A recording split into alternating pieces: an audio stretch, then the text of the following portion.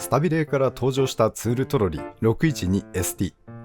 よく見るタイプの3段ツールトロリーですが、上段に引き出しのついたタイプ。屋内というか部屋の中で作業する場所が欲しくてベータの C51 を狙っていたのですが、国内には全然在庫がなく、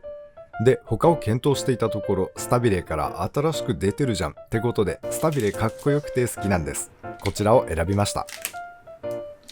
外観はこんな感じ。緑と明るすぎないグレーのスタビレーらしい配色で、緑色ですから好みは分かれそうですが、悪目立ちするでもなく、これはかっこいいっすね。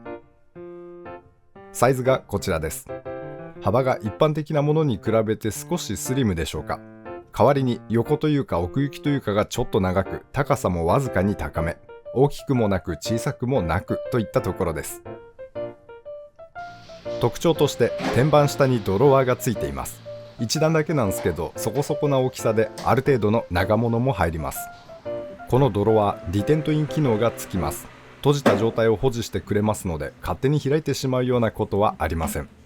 使い差しの道具を放り込んだり、計測器入れに使ったり、ドロワー1段あるだけで使う幅は随分と広がりそうっすね。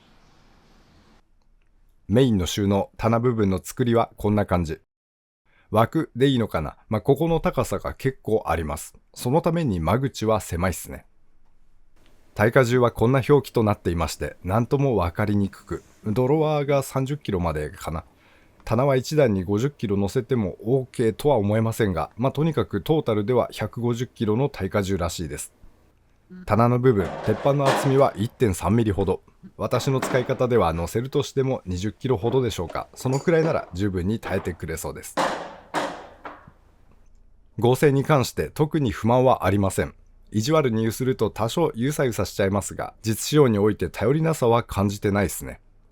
段差超えるときに片側で持ち上げてもたわんでしまうような感じはありません。アメリカ製のストレージのようなあのガチガチ感はありませんが、がっしり作るとその分重くなっちゃいますから、この 612ST はちなみに24キロほどで気軽に移動することが可能です。操作性と合成を天秤にかけて悪くないところなのかなと思っています。移動に関しては平らな床ではスルスルっすね。不利になるのは二輪のみ。横に平行移動なんかはできません。段差の乗り越えについては、よく見る段差用のスロープでがっつり引っかかりますので、結局車輪を持ち上げて越えるのですが、台車みたいに足をかける場所もないので案外やりにくいっすね。さらにキャスターの前後以上の段差となりますと、全体持ち上げて越えることになりますが、この場合もいまいち持ちやすいところがなく、一人ではやりたくない作業です。あくまで平面の移動用っていう感じで、段差のある移動にはおすすめいたしません。実際に使ってみますと、作業台の高さがいいっすね。今まで一般的なテーブル60から70センチぐらいの高さで作業することが多かったのですが、立ち作業ならこのくらい高さある方が腰に来ないので楽でいいっすね。用途としては簡易作業台兼物置としています。仕掛かり品を一時的に置いておいたり、下段にはかさばる SST などを入れといたり、作業時には天板に対象を乗せて、ドロワーにその作業で使う道具を入れて、中段にケミカルを置いたりバット並べたりして使っています。汎用的な形してますから、使い方の幅は広そうっすね。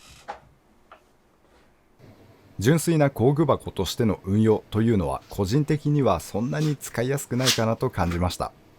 このタイプのトロリーの天板に小型チェスト乗せるのを見ることがありますが、面積というかサイズに対して収納は劇的に改善はしませんし、先にも触れましたが移動がとっても楽になるような走破性の高さもありませんから、特にトップチェスト乗せたら段差越えはシビアになりますから、どうかなって感じです。普段使いの道具箱をこれに置き換えるとか、手持ちのトップチェストをこれでアップグレードするというのは何かしら工夫が必要になってくると思います。道具の収納を目的に考えている場合はキャビネットの方が満足度は高いでしょう。機能的な要望としては、棚の高さを上下できたら良かったっすね。構造的に合成出すには中央の棚はあの位置というのはわかるのですが、3センチぐらい上に上げられたら良かったんですよね。間口の狭さであと少しなのに入らないってものがいくつかありまして、少しだけでも調整可能になると便利なのではないかと感じました。もしくはベータの C27S みたいに棚がスライドしたら便利そう。とにかく棚部分は間口が狭く、物の出し入れ若干やりにくい印象を受けてしまいました。それから天板部分の支柱のちょっとした飛び出しがたまに気になります。ただこれ出っ張ってると便利に使えることもあるかとは思いますので、こちらも高さの調整できたら良かったと感じました。さてここからは気になった部分についてお伝えをさせていただきます。私のイメージしているスタビレーの製品とはちょっと違うかという印象を持っています。まず物の精度が良くなくて組み立てがちょいだるでした。私のが外れだったのかもしれませんが、キャスターのネジ穴がずれていて斜めに無理くりしないとネジ入らないとか、そもそもネジ穴が斜めってついてるとか、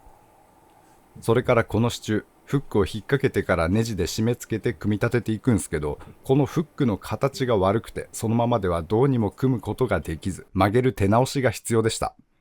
IKEA の家具を組み立てるイメージで始めたのですが、インスタントに組み立てとはいかなかったです。で、出来上がってからはこちら、この大きく入っていますロゴ。レンチに囲まれたかっこいいロゴですが、これがステッカーなんです。薄くはないですけど、そこまで厚くもないステッカ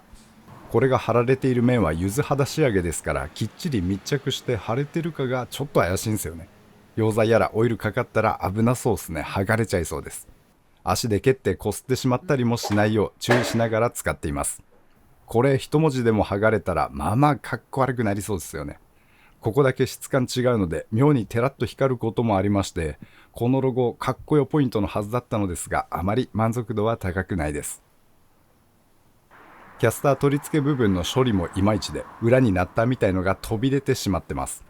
コンペに比べ定価は強気なトロリーですから、これはがっかりする方もいるのではないかと思います。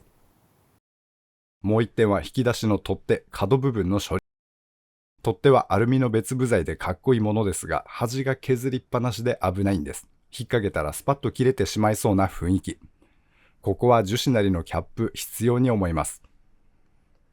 このトロリー、他メーカーからそっくりな製品いくつか出ていまして、そっちにはこの部分のキャップが付属するのもありますので、これは改善されることを願いたいです。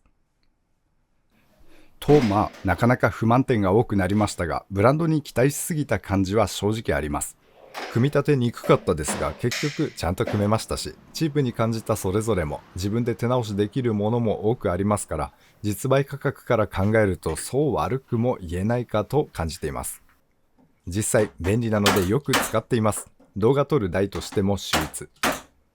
ただ持っている喜び、所有欲をバッチリ満たすような製品ではなかったです。スタビレらしさはちょっと弱い感じ。ポイントは色っすかね。いくつか似た製品がある中で、このスタイリッシュな配色、見た目が気に入った方には良い選択となるでしょう。気になる部分を少しずつ改造していきながら使っていこうと思っています。現在、このトロリーは3万円前後での販売となっていますが、為替の影響やら、今は何でも高くなっていきますから、ロットが進んでいくと値段も上がってしまいそうに思います。気になる方は検討されてみてください。ご視聴ありがとうございました。当チャンネルではこんな感じに道具の紹介をしております。お時間許しましたら他の動画も覗いていってみてください。皆様には再びお会いできますこと願っております。それでは次回まで。See ya。